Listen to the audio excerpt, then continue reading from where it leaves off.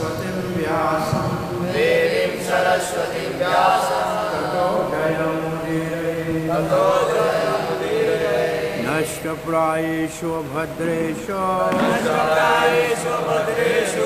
नित्यं भागवत सेवया भगवती उत्तमश्लोके भक्तिर्भवति नैष्ठिकी कृष्णाय वासुदेवाय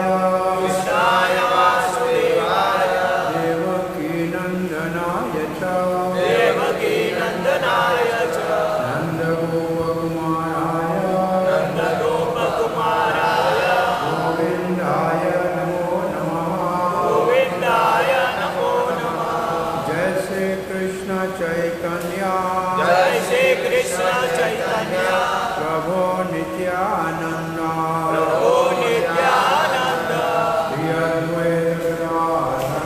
श्री अद्वैत गदाधर श्रीवात्सदि गौर भक्तवृंद हरे कृष्णा कृष्णा कृष्णा कृष्णा हरे हरे हरे राम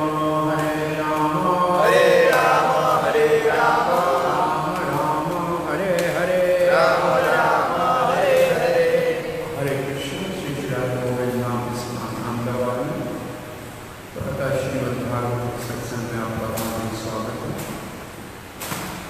2 दिवसीय शास्त्र ही सार है। शास्त्र आधार है, प्रचार सार है। ये 4 सत्र का सत्संग चल रहा है। शास्त्र संयम में रखने के लिए होता है। जैसे शिष्य है जो डिसिप्लिन में रहे, डिसाइपल है, ऐसे शास्त्र संयम में रखने के लिए। तो शास्त्र, गीता भी शास्त्र है। ये शास्त्र ये पढ़िए प्रियतमा, गीता को शास्त्र है। जो इसको पढ़ेगा बुद्धिमान। भागवत, श्रीमद् भागवत 64 जो साधन भक्ति के अंग हैं, उसमें एक अंग है शास्त्रीय। इसका मतलब वैष्णव शास्त्रों का अध्ययन करना। शास्त्रीय एक 64 भक्ति के अंगों का अंग है। और श्रीमद् भागवतम तो 5 मुख्य अंगों में एक अंग है साधन भक्ति। सब शास्त्र साधन भक्ति का अंग है ही। ये तो वैष्णवाणी शास्त्राणी यद मंदिरे तिष्ठति, ये वैष्णव शास्त्र जिसके घर में होते हैं, भगवान कहते हैं मैं उस घर में निवास करता हूँ। और जो इसका लेखन करे, पठन करे, अध्ययन करे, वो मेरा प्रिय भक्त होता है। तो शास्त्र तो हमारे साधन भक्ति का अंग है, शास्त्र का अध्ययन। और श्रीमद् भागवत पंचांग भक्ति का मुख्य अंग है। और इसकान के संस्थापक आचार्य परम पूज्य अवैचनानंद स्वामी, श्री कृष्ण कृपा मूर्ति अवैचनानंद स्वामी, श्री प्रभुपाद ने विशेष रूप से पंचम भक्ति में भागवत का नित्य कक्षा संबंधों में रखा। ये हमारे शास्त्र अध्ययन करने की शैली है। आज हम 10वें स्कंद के पहुँचे हैं। इसका मतलब कम से कम नहीं तो ये 5 साल से भागवत चल रही है। पहले स्कंद के पहले श्लोक से शुरू करते हैं। 9 स्कंद पूरे किए हैं, 10वें स्कंद में पहुँचे हैं। इसका मतलब 5 साल से ये अध्ययन चल कम से कम। तो नित्य निरंतर अध्ययन शास्त्र का करने का प्रभुपाद ने एक हमारे को नेम दिया है। हमारा आध्यात्मिक नाश्ता भागवत से होता है। शाम को भगवत गीता से हमारा भोजन होता है और रात को कृष्ण परम पुरुष भगवान पीने से हम दिव्य दूध पीते हैं। ये हमारी रोज की भोजन है, ये हमारी प्रणाली प्रभुपाद ने दी है। सुबह भागवत रोज श्रवण करना, शाम को भगवत गीता करना, रात को सोने से पहले कृष्ण परम पुरुष भगवान करना। ये प्रभुपाद ने नित्य शास्त्र के अध्ययन करने का हमको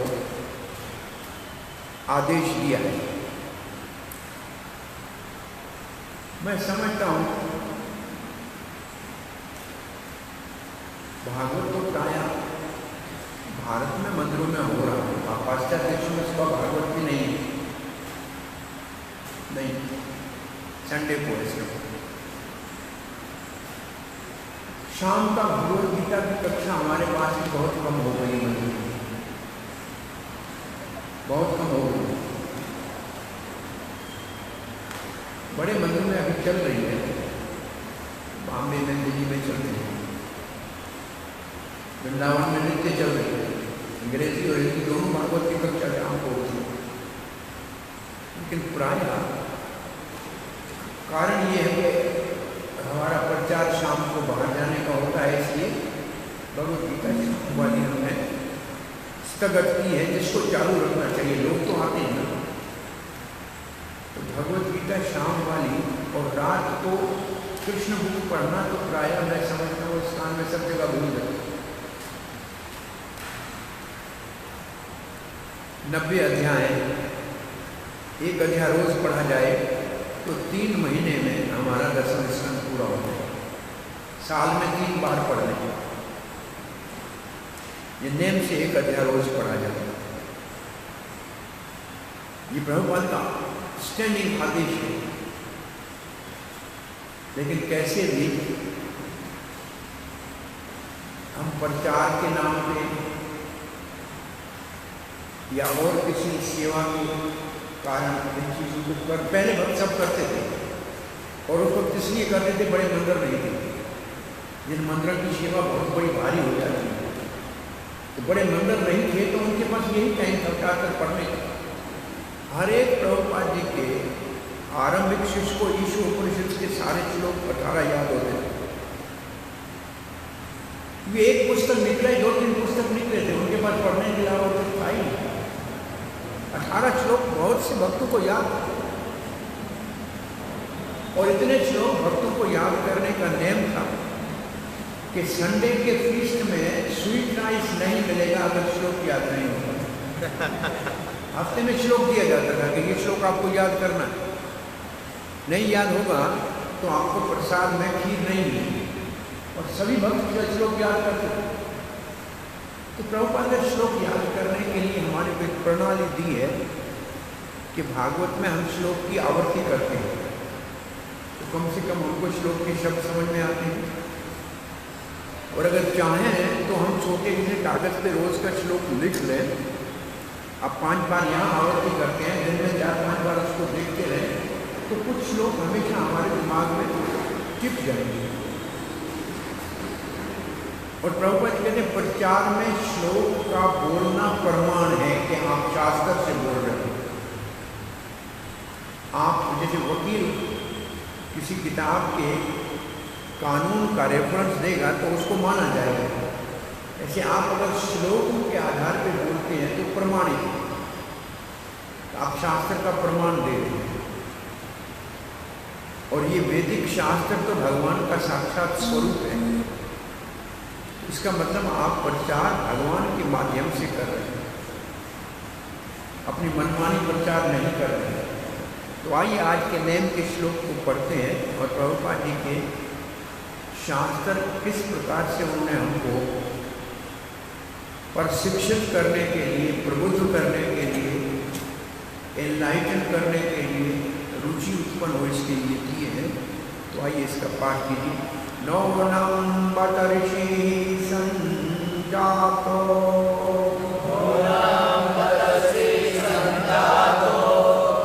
योगेशो वा समासस्सा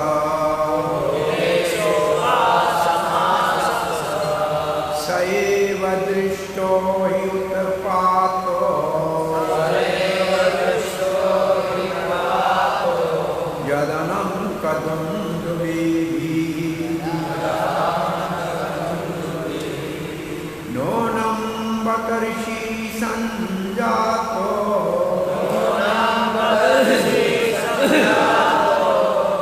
योगेशो वा समाससा सैव दृष्टो हि उत्पातो यदानं कदुन्दुभिः नूनं बतर्षि संजातो योगेशो वा समाससा सैव दृष्टो हि उत्पातो यदानं कदुन्दुभिः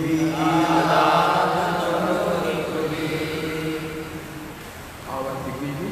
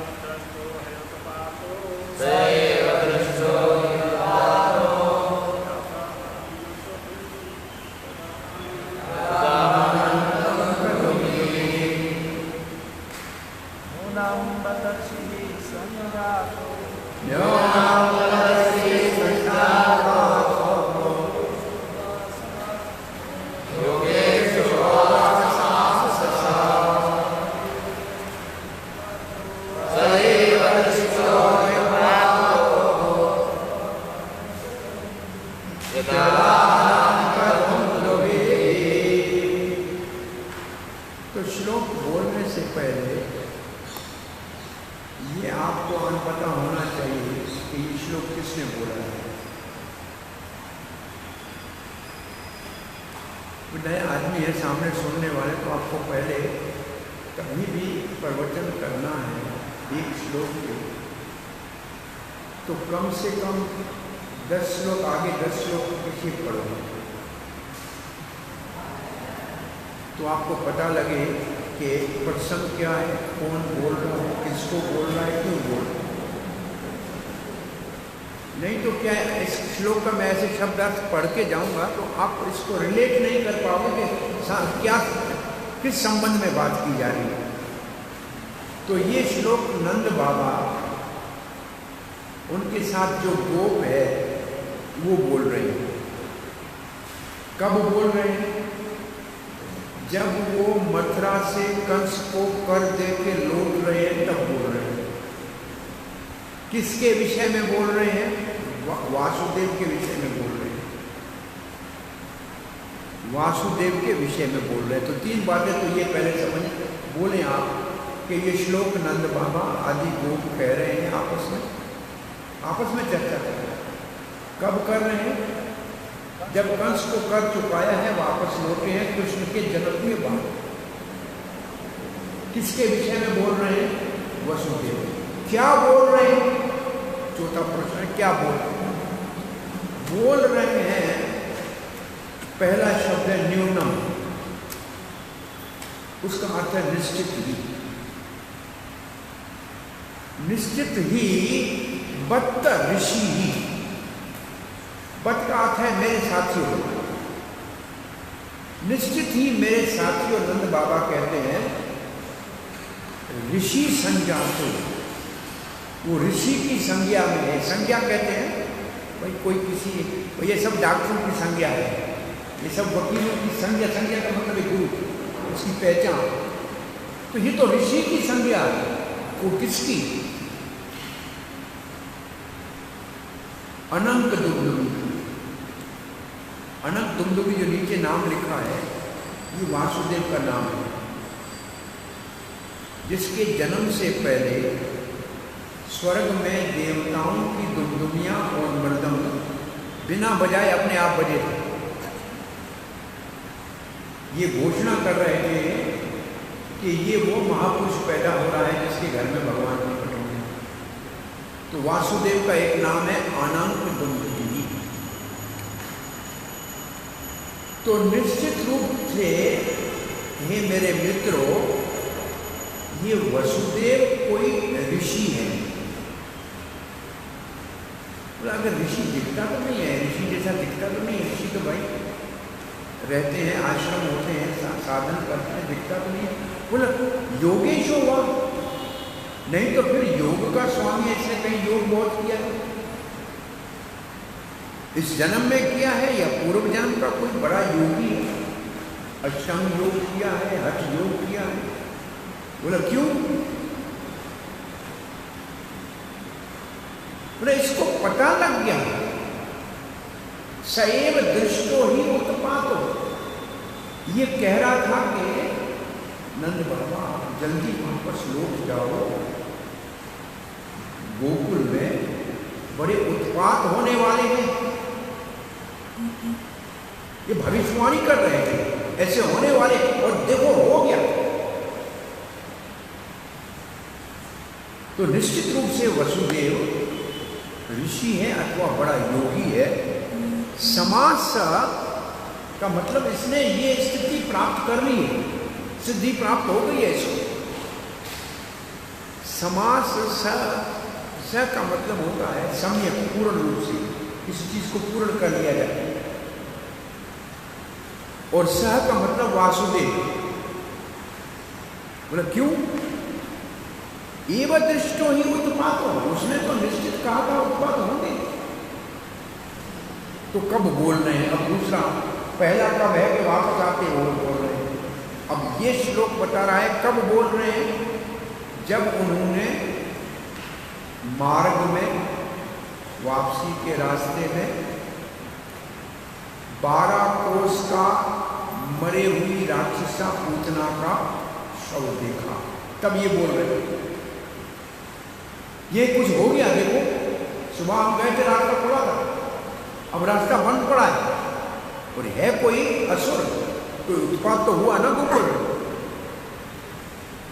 तो उस पूतना के शव को मरे हुए देखकर ये श्लोक बोल रहे हैं और फिर नाम ले रहे हैं उस वासुदेव ने जो कहा था। अब इस श्लोक में आप प्रभुपाद जी के अनुवाद को देखते हैं।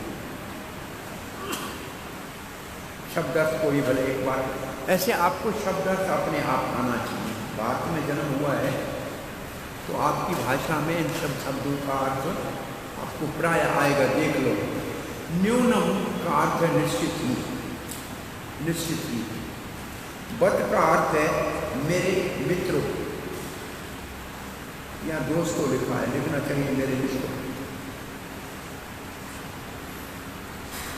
ऋषि ही, सबको पता है सबका अर्थ है ऋषि, संत पुरुष लिखा है, सेंटली पर्सन। वैसे ऋषि का अर्थ क्या है सामान्य रूप से?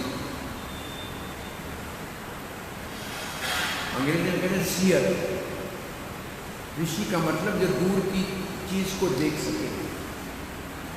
ऋषि सीयर, मंत्र दृष्टा ऋषि। ऋषि वो जो मंत्र को देखते हैं। ऋषि की परिभाषा है मंत्र दृष्टा ऋषि।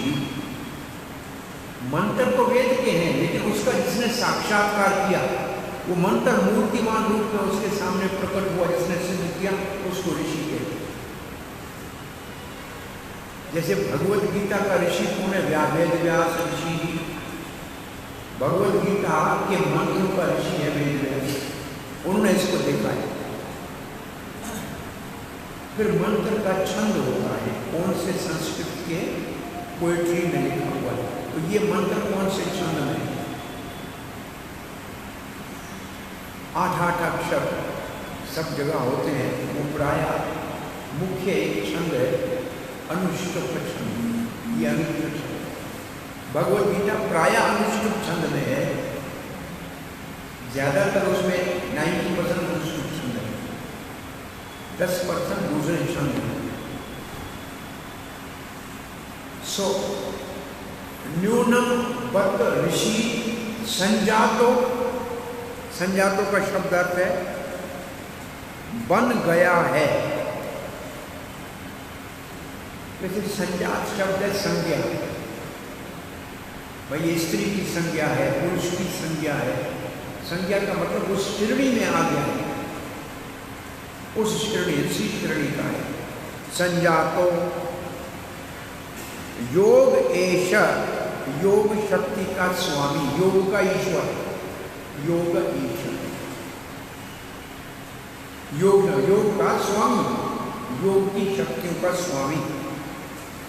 वा अथवा, अब संस्कृत ऐसी भाषा है, ये वा हमारे अगर हिंदी में लिखेंगे ऋषि अथवा योगी हो गया है, लेकिन संस्कृत में वा आखिर में आएगा।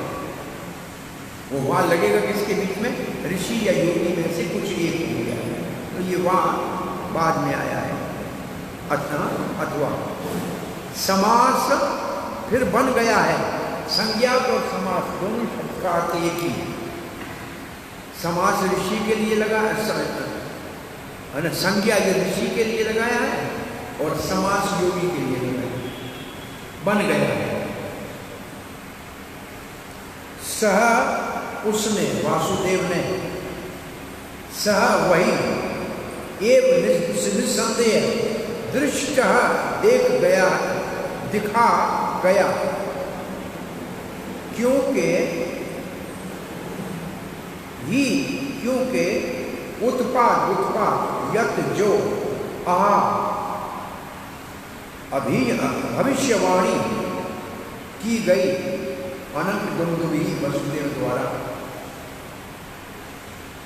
तो दृष्टा का जो आपको अर्थ आता है, जो आदमी किसी चीज को होने से पहले बता दे, तो इसका अनुवाद है नंद महाराज तथा अन्य ग्वाल चिल्ला पड़े, आपस में चिल्ला पड़े, मित्रों जान लो कि अनंत दुंदुभी अर्थात वासुदेव बहुत बड़ा संत या योगेश्वर बन चुका है।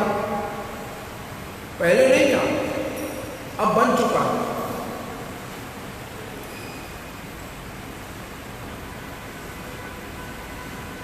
अन्यथा वो इस उत्पाद को पहले से कैसे दिखा सकता था और हमसे इसकी भविष्यवाणी कैसे कर सकता था। तो ये श्लोक है आश्चर्य का। वसुदेव को ये पहले कैसे बता दिया, होने से पहले ऐसे हो जाए।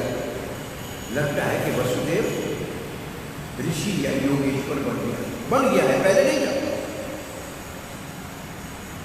तो इसमें प्रभुपाद जी का तात्पर्य जो है वो विशेष रूप से एक क्षत्रिय को राज में क्या होने वाला है, क्या हो रहा है, उसकी जानकारी होनी चाहिए। प्रभुपाद का दृष्टिकोण इस श्लोक के ऊपर जो है वो ये है तात्पर्य। इस श्लोक से क्षत्रिय तथा बेचारे वैश्य का अंतर प्रकट होता है। जो बेचारे शब्द है अंग्रेजी में प्रभुपाद ने लिखा है इनोसेंट वैश्य, बहुत ध्यान देने का है। इस श्लोक से क्षत्रिय और वैश्य का अंतर दिख रहा है। वैश्य को क्या बोला, इनोसेंट। इनोसेंट कैसे बोल सकते हैं बताइए। तो सारे कालाबाजारी कर रहे हैं, चोर बाजारी कर रहे हैं, मिक्स कर रहे हैं। वैश्य के लिए जो परिभाषा है कृषि गौरक्षा वाणिज्यम वैश्य कर्म स्वभाव,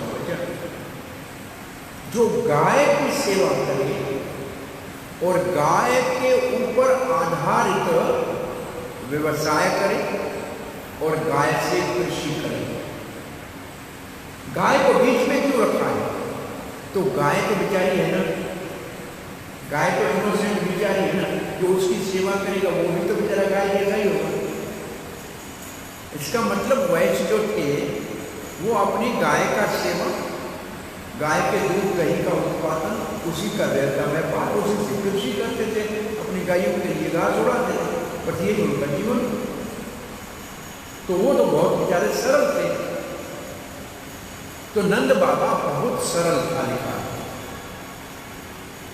वो राजा था, वैश्यों का राजा था, लेकिन राजनीति में नहीं था।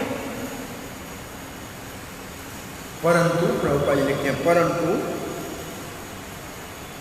वासुदेव राजनीतिक स्थिति का अध्ययन करके देख सकते थे कि क्या होने वाला है। वसुदेव तो क्षत्रिय है। अब आप ये दोनों, इसमें एक शब्द मेरे ख्याल में बहुत अच्छा लिखा है,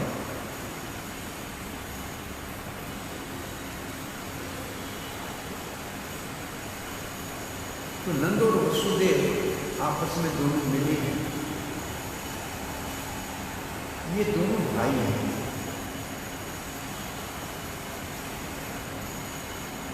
नंद बाबा के पिता का नाम है पर्जन्य, पर्जन्य के पिता का नाम है देवनी, वसुदेव के पिता का नाम है सूरसेन, सूरसेन के पिता का नाम है देवनी। तो महाराज देववीर ने 2 शादियां की। एक क्षत्रिय पत्नी थी जिससे सूरसेन पैदा हुआ, उससे वसुदेव का जन्म हुआ, और दूसरी वैश्य पत्नी थी जिससे उनको 5 पुत्र हुए, जिसमें बीच वाला नंद। तो अब दोनों भाई हैं कि नहीं? दादा तो दोनों का एक है, एक वैश्य एक क्षत्रिय। इससे ये सिद्धांत देखो कि जन्म से तो एक ही बाप के बेटे हैं, लेकिन एक क्षत्रिय है एक वैश्य है, तो वर्ण आश्रम जन्म से नहीं है ना। वर्ण आश्रम उसके कार्य करने की शैली से है। ऐसे ऋषभदेव भगवान है, उसके 100 पुत्र हैं, उसमें से 9 तो साधु योगेंद्र बन गए ब्राह्मण है, तो राजा क्षत्रिय। 81 कर्मकांडी ब्राह्मण बने और 10 बड़े शासक बने, क्षत्रिय बने। तो एक ही पिता के कुछ पुत्र क्षत्रिय, कुछ ब्राह्मण। तो इसका मतलब वर्ण आश्रम जन्म से नहीं है, वर्ण आश्रम जन्म से नहीं है। वर्ण आश्रम गुण और कर्म से है, गुण और कर्म से।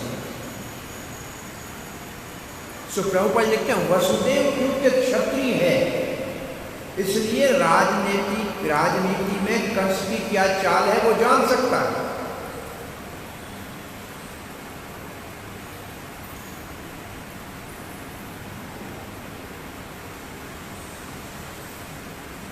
वासुदेव राजनीतिक स्थिति का अध्ययन करके देख सकते थे कि क्या होने वाला है, जबकि खेतिहारों के राजा एग्रीकल्चर, अंग्रेजी शब्द एग्रीकल्चर, खेतिहारों के राजा, इसको क्या लिखना चाहिए?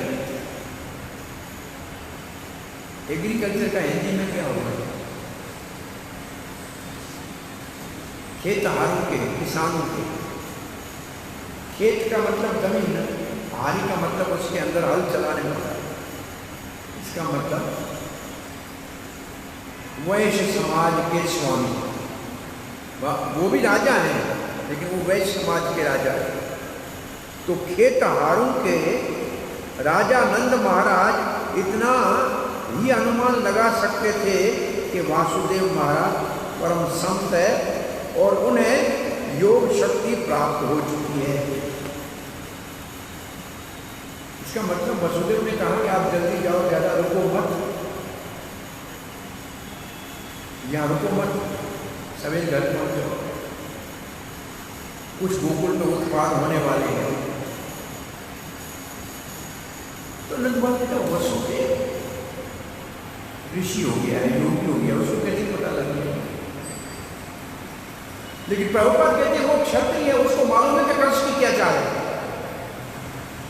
वो ये जानता, राजनीति के वो रहस्यों को जानता। वासुदेव ने, हाँ वासुदेव में, वास्तव में वासुदेव के अधीन, वासुदेव के अधीन सारी योग शक्तियों की शक्तियां थी। अब प्रभुपाद एक बात कह रहे हैं, वास्तव में जो भगवान का पिता हो सकता है उसके पास सब योग शक्तियां होती हैं। वास्तव में वसुदेव सब योग शक्तियों के स्वामी हैं। जो योगेश्वर भगवान के पिता हैं उनके पास शक्तियों की क्या कमी है?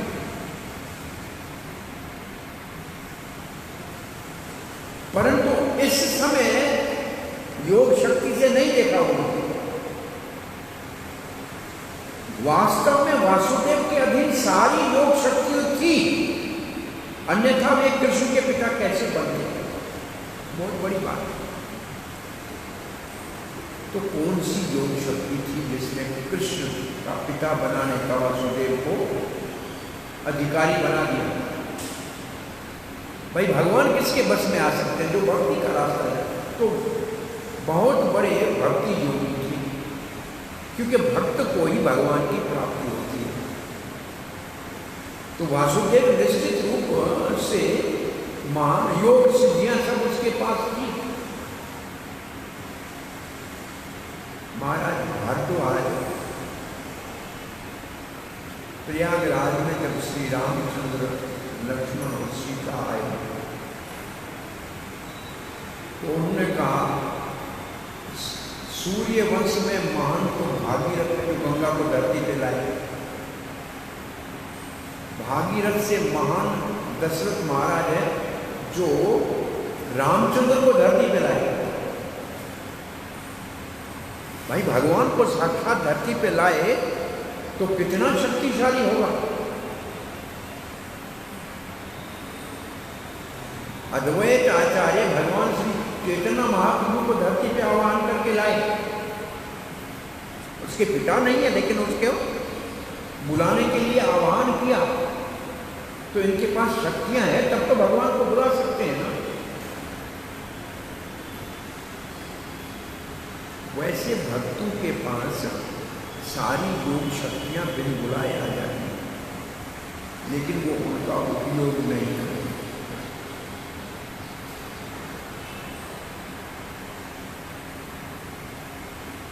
श्रील प्रभुपाद के कुछ ऐसे कार्य हैं जो उनके शिष्य कहते हैं कि ये असंभव सम कैसे हो गए। भाई संडे को रात को वीजा लगना किसी पाश्चात्य देश का संभव है क्या? भाई छुट्टी का दिन है रविवार और ऑस्ट्रेलिया जाना है सिंगापुर से, और रविवार को वीजा लग गया, ये संभव है? और बिना वीजा के उनके साथ एक सेवक वेगवान बिना वीजा के ऑस्ट्रेलिया जा सकता है? गया हुआ है।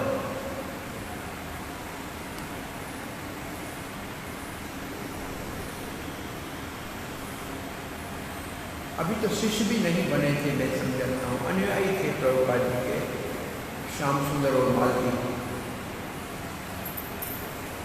एक साल हुआ था प्रभुपाद ने दूसरा सेंटर खोला था सैन फ्रांसिस्को न्यूयॉर्क से। ये प्रभुपाद की सहायता कर रहे थे, इनको जेल बना, इनमें पुलिस ने इनको पकड़ लिया कि आप लोग पहले मादक पदार्थ का काम करते थे और जेल में डाल दिया। स्त्री को एक जेल में, पुरुष को दूसरे जेल में, लड़की एक में, पुरुष दूसरे। अब इसका केस तो सालों साल चलने वाला है। लेकिन एक महीने के बाद दोनों छूट के आए, एक दोस्त के पास मिले। तो ये कैसे हो सकता है? प्रभुपाद के पास गए कि हमको छूटने का कोई, कहा भाई हमको जेल में डाल दिया। प्रभुपाद ने कहा कहाँ गए थे? जेल में डाल दिया। बोला क्यों? बोला हम ड्रग में डील करते थे। प्रभुपाद ने कहा ड्रग तो मैं भी डील करता था। प्रभुपाद ने उनको थोड़ा सा जैसे लज्जा ना आए, उन्होंने कहा ड्रग्स तो मैं भी डील करता था, मेरा भी मेडिकल का काम था, मैं तो फार्मेसी था मेरा। प्रभुपाद ने ड्रग्स का मतलब दवाई समझा, ये तो मैं भी काम करता था। बोला नहीं प्रभुपाद जी, वो मादक पदार्थ की बात है, हम तो जेल में गए थे, लेकिन आपकी कृपा से हम बिना किसी प्रयास के अपने आप महीने में छूट गए। प्रभुपाद ने कहा कृष्ण ने आपको आपसे सेवा लेनी है, इसलिए आपको यहाँ से मुक्त करा। तो वो ये मानते हैं कि हम नहीं छूट सकते, लेकिन ये स्वामी जी ने सेवा में लगाने के लिए हमको यहाँ से मुक्त करा।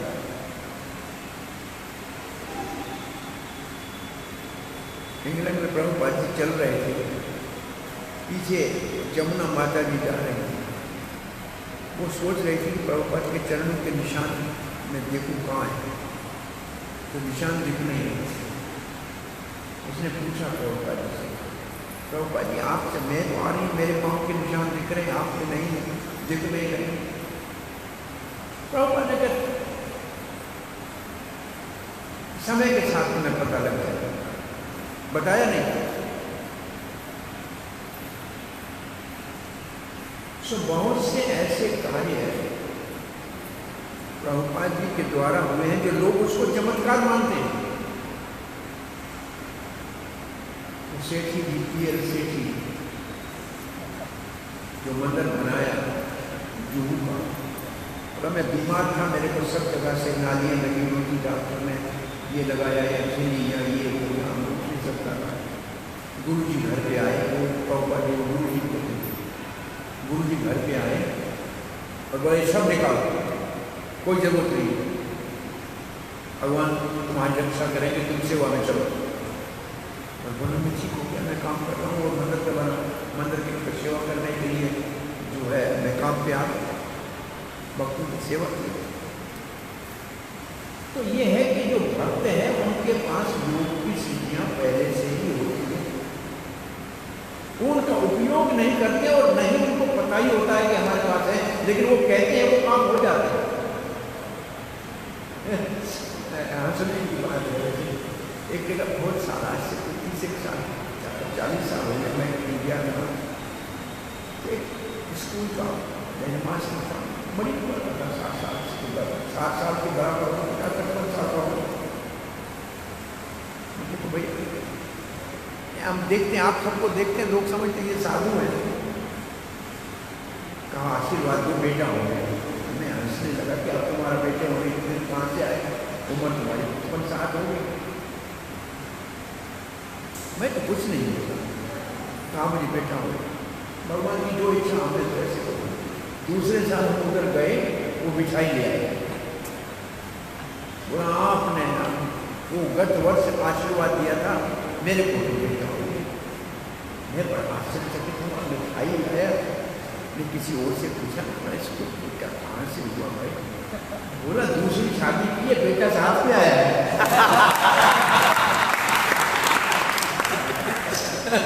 और दूसरी शादी की है, वो कोई गुड़िया की करती है, एक बच्चा था वो साथ में, इसको मिल गया।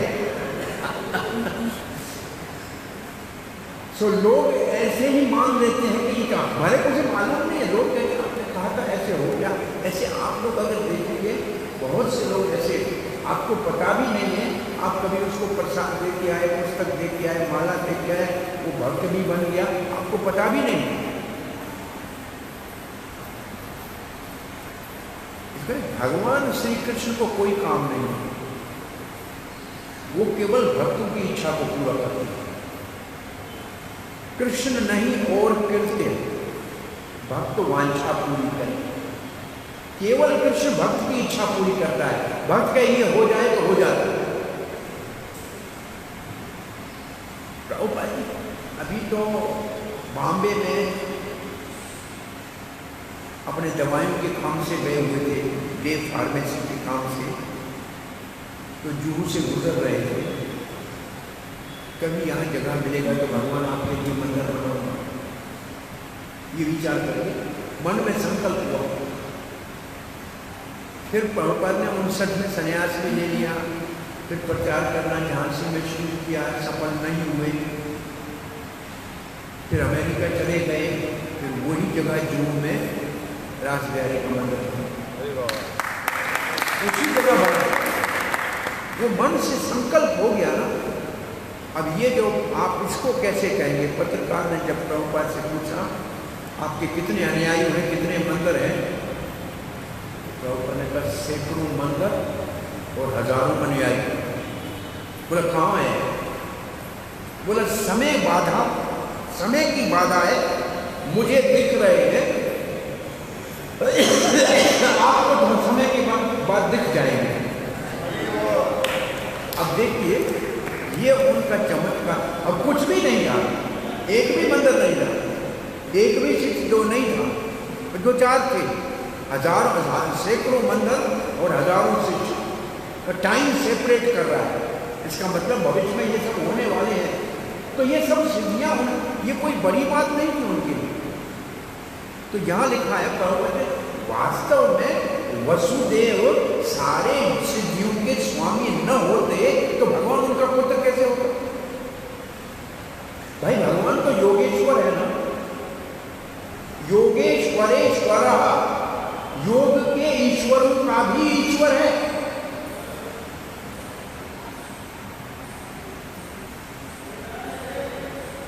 भाई वसुदेव जी कृष्ण को जब ले गए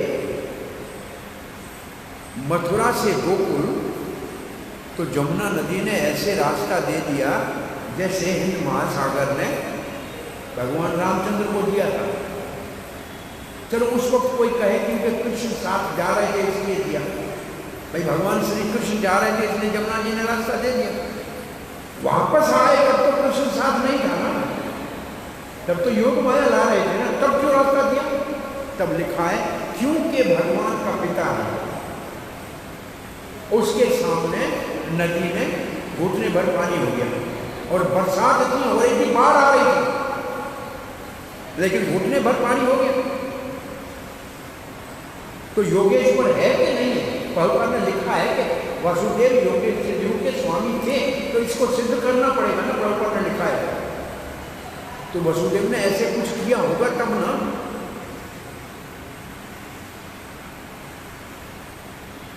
तो सब फिर भी प्रभुपाद जी कहते हैं फिर भी, किंतु वास्तविकता तो ये थी कि कंस की राजनीतिक हलचलों का अध्ययन करके ही उन्होंने उत्पातों का पहले से दिखा दिया था और नंद बाबा को सतर्कता बरतने के लिए सावधान किया था। इससे क्या संकेत मिलता है? भले आप भक्त हो, आपके पास सिद्धि हो, परंतु आपको सावधान रहना चाहिए कि आपके चारों ओर वातावरण क्या है, क्या हो रहा है। ऐसे नहीं आके मन करके बैठो मुझे सब पता है इसलिए कुछ नहीं करूंगा, हाथ के ऊपर हाथ धर के नहीं बैठना चाहिए। कंस की क्या चाल है ये वसुदेव जानता था और इसी के आधार पर नंद बाबा को कहा था कि ये कुछ भी किसी वक्त भी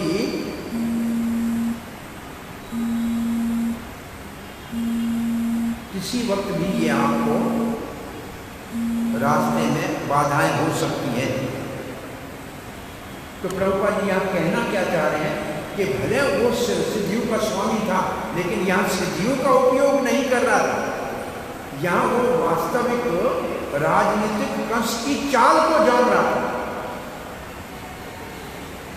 इससे हम भक्तों को संकेत ये मिलता है कि भगवान हमारे ऊपर कृपा करके हमसे कोई चमत्कार करा देंगे, फिर भी हमको सावधान रहना चाहिए। वह जो हमारे चारों ओर बातचीत क्या चल रहा है उसकी जानकारी होनी चाहिए। ये सावधानी विशेष रूप से जिसका क्षत्रिय का कार्य है,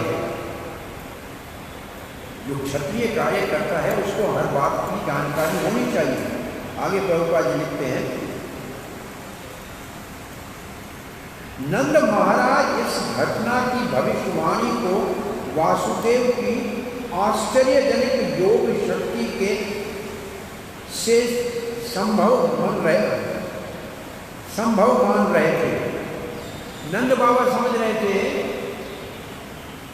वसुदेव ने तो कंस की चाल को परख के बोला था, एक क्षत्रिय का अनुमान था, लेकिन नंद बाबा समझ रहे थे वसुदेव के पास योग की सिद्धियां हैं या बड़ा ऋषि हो गया है। हठ योग के अभ्यास द्वारा प्राप्त योग शक्ति से मनुष्य भविष्य को जान सकता है। अब प्रभुपाद जी सिर्फ एक बात कह रहे हैं, अगर कोई योग का अभ्यास करे, हठ योग का, तो उसको भविष्य का पता लगता है, भविष्य में क्या होने वाला है उसको पता लगता है। तो संभवतः अब इसी श्लोक के ऊपर विश्वनाथ चक्रवर्तीवाद ने लिखा है, निश्चित वसुदेव ऋषि हमारे कुल में, एक शब्द लिखा है चक्रवर्तीवाद ने, सर्टेनली वासुदेव न्यूनम is a rishi in our family. अब नंद बाबा ऐसे कैसे कहेंगे कि हमारे कुल में वसुदेव ऋषि? इसका मतलब नंद बाबा और वसुदेव का कुल एक है, देवपीठ एक ही दादा की संतान है। ये फैमिली शब्द लिखा है क्योंकि वो सब जानते थे, ऋषि का मतलब सब जानने वाला। उन्होंने ठीक भविष्यवाणी की थी कि उत्पाद होंगे। हो सकता है अष्टांग योग किया है और उसको भविष्य को देखने की दृष्टि मिल रही है। और समास का मतलब वो बहुत ही प्रकाशमान है, प्रबुद्ध है, उसको सब जानकारी है। लेकिन जीव गोस्वामी लिखते हैं, ये ग्वाल जो बड़े बड़े गोप थे नंद बाबा के साथ, वो आपस में बात करने लगे। आश्चर्य, ये जो न्यूनम शब्द है ये आश्चर्य का सूचक है। They talked among themselves in astonishment। ये जो न्यूनम शब्द है ये आश्चर्य को दिखाता है, अरे क्या बात, कैसा हो गया, वासुदेव पहले जैसा नहीं है, अब तो वो वास्तव में ऋषि हो गया है, क्योंकि वो भविष्यवाणी कर रहा है जैसे ऋषि करते थे, क्या होने वाला है आगे बता रहा। फिर प्रश्न उठाते, अरे हम इसके अंदर कोई ऋषि के लक्षण तो नहीं देखते भाई। एक ऋषि को कैसा होना चाहिए, आश्रम होना चाहिए, रोज साधन करना चाहिए, वो तो नहीं दिख रहा है वसुदेव में। तो कहते हैं तो संभव के उसने योग का अभ्यास अंदर ही अंदर कर लिया। Internally he must have practice yoga. इसने योग का अभ्यास कर लिया हो अंदर ही अंदर में। संजात और समास दो शब्द जो है उसमें सम है, उसका अर्थ है सम्यक रूप से, कहीं किसी चीज में सम्यक रूप से, सम्यक व्यवस्थितो ही एक श्लोक है ना भगवद गीता का, सम्यक व्यवस्थितो ही कौन से श्लोक में है?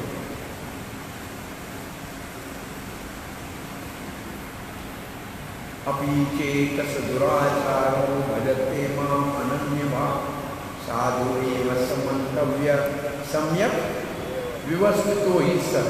वो सम शब्द है, अच्छी तरह से लगा हुआ है, ये फिक्स है, बीइंग फिक्स।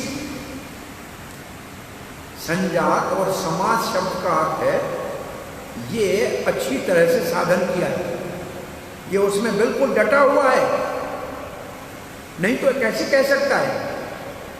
उसने ये उत्पाद कैसे देख लिए? तो कहते अरे ये तो अनंत दुग्ध भी है, उसके जन्म से पहले ही भविष्यवाणी हो गई थी कि ये योगी है, ऋषि है। नहीं तो ऐसे भी समझे पहला जो इसका जन्म था उसमें इसने कोई योग का अभ्यास किया हो। कुछ ऐसे लोग होते हैं जो योग भ्रष्ट हो जाते हैं, एक जन्म में इतना योग करते हैं कि सफलता तो बहुत मिलती है, लेकिन कुछ रह जाती है, दूसरे जन्म में आते हैं तो पहले से तैयारी होती है योग की। तो हो सकता है इस जन्म में नहीं क्या, और ये भी झूठ नहीं है, क्योंकि वासुदेव के 3 जन्मों का वर्णन तो भगवान श्री कृष्ण ने जन्म के समय किया कि आप कृष्णी और सुतपा थे, आपने बहुत तपस्या की थी, और आपने और इतनी तपस्या की कि भगवान प्रकट हुआ उनके सामने। तो महायोगी ऋषि हुए कि नहीं? मंत्र दृष्टा क्या भगवत दृष्टा ऋषि नहीं हुआ जिसने भगवान को देखा, भगवान उसके सामने प्रकट हुआ। परंतु वासुदेव ने कहा कि मुझे आप जैसा वरदान ये मांगिए, तो भगवान ने कहा मेरे जैसा तो और कोई होता नहीं, लेकिन अब मैं आपके इस साधन और तपस्या को निष्फल भी तो नहीं कर सकता, तो मैं 3 बार आपका पुत्र बना मेरी वचन को सत्य करने के लिए। पहले मैं कृष्ण गर्भा बना, फिर आपके घर में वामन देव बन के आया, आप कश्यप और आदित्य थे, अब आप वसुदेव और देवकी हैं, मैं आपके घर में वासुदेव कृष्ण बन गया। तो ये भी तो सही है कि वसुदेव पहले के योगी हैं, उन्होंने तो 3 जन्म से तो वो भगवान को प्राप्त करने के अधिकारी हैं, तो उनके लिए कोई मुश्किल नहीं। अभी ये वसुदेव जन्म लिया है, पहले कोई बड़ा योगी था, क्योंकि ये सर्वज्ञ है तभी तो ऐसे बोल सकता है, ये सब कुछ जानता है तब ऐसे बोल सकता है। ऐसे वो विचार करने लगे, इसलिए वो आश्चर्यचकित थे। भाई अभी तो हमारे साथ ये उठता बैठता है, इसमें तो कोई ऐसी बात है नहीं, तो पहले कोई इसने कुछ किया होगा, पहले जन्म की कोई कमाई। तो ये श्लोक से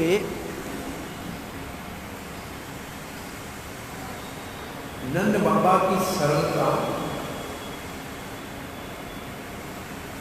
और आश्चर्य, पूतना के मृतिक शरीर को देखकर वसुदेव के सर्वज्ञ होने का संदेह होगा।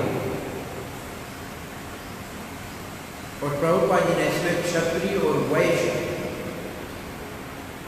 की मनोवृत्ति में क्या अंतर होता है उसका वर्णन किया कि क्षत्रिय राजनीति की चाल को जानता है और वैश्य बहुत सरल अपने गौ सेवा में, वाणिज्य में और कृषि में लगा रहता है, राजनीति नहीं जानता। जबकि राजा है कंस आसानी, नंद बाबा राजा है गोकुल का, परंतु राजनीतिक राजा नहीं है, वो खेतहारियों का राजा है, किसानों का राजा है, गोकुल का राजा है। और प्रभुपाद जी के तात्पर्य में दूसरा है कि भगवान के भक्त वैसे ही स्वतः सब सिद्धियों के स्वामी होते हैं, उनमें सब महान गुण होते हैं। ये भक्ति रसामृत सिंधु में जहाँ योग सिद्धियों का वर्णन है, वहाँ लिखा है योग सिद्धियाँ सारी मैकेनिकल है। एक विदेशी जर्मन से आया था, उसने कहा हल्का होके उड़ना, ये तो हवाई जहाज उड़ रहे हैं, ये लोगों इंसान ने तो बनाया हवाई जहाज, कितने आदमी को उठा के ले जा रहा है, योगी अकेला अपने आप को उठा के ले जाए, कौन सी बड़ी बात, ये भी तो मैकेनिकल सिद्धि है। भाई वो पर्वत के अंदर से जा सकता है, टनल बना दिए, उसके अंदर से ट्रेन पूरी जा रही है तो इसमें कौन सा कमाल है। वहाँ प्रभुपाद जी लिखते हैं और 8 सिद्धियों के नाम लिखे हैं और हर सिद्धि का पूरा वर्णन किया है। ये आप भक्ति रसामृत सिंधु में देखेंगे तो 8 सिद्धियों का पूरा वर्णन किया है प्रभुपाद जी, और फिर कहा कि ये तो सारे मैकेनिकल है, इनका जो सुख है इससे भक्ति का सुख महान है। भक्त के पास सभी सद्गुण होते हैं। तब एक श्लोक कौन सा लिखा है, यस्यासि भक्ति भगवती अकिंचना सर्वै समासते गुणाः सुराः हरा भक्तस्य पुता महत् गुणा मनोरथे भावति सो भगवान का भक्त बनने से ये योगियों वाले चमत्कार अपने आप आ जाते हैं। प्रभुपाद जी जब पहले न्यूयॉर्क में गए तो उनके पास एक ही एड्रेस थी, मिश्रा के योग की, मिश्रा एक मिश्रा जी थे, वो योग स्टूडियो चलाते थे और प्रभुपाद जी उनके आश्रम में रहे थे और मिश्रा बीमार थे और रोज उनको प्रसाद बना के खिलाते थे। मिश्रा ठीक हुआ तो मिश्रा बड़ा उनका आदर करता था, लेकिन वो योग सिखाता था। तो प्रभुपाद जी का इनके साथ रहने से मैं प्रचार नहीं कर सकता। तो प्रभुपाद जी ने अपना बाहर प्रचार करना शुरू किया, किराए की जगह लेकर। और मिश्रा जी के वहाँ एक दिन चले गए अपने कुछ शिष्यों को लेकर और वहाँ कीर्तन कराया और कीर्तन में नृत्य कराया। तो मिश्रा जी कहते हैं जो योग में हम इनको आसन सिखा रहे हैं वो तो सब आपके कीर्तन में पूरे हो रहे हैं, अलग योग करने की क्या जरूरत है? जो हम योग में आसन सिखाते हैं वो ये जो नृत्य है कीर्तन में, ये सर्वांग आसन है। इसमें सारे अंग आसनों के पूरे हो जाते हैं और कोई आसन की जरूरत नहीं। उन्होंने बोला कि आपके तो अपने आप ये सब हो जाए।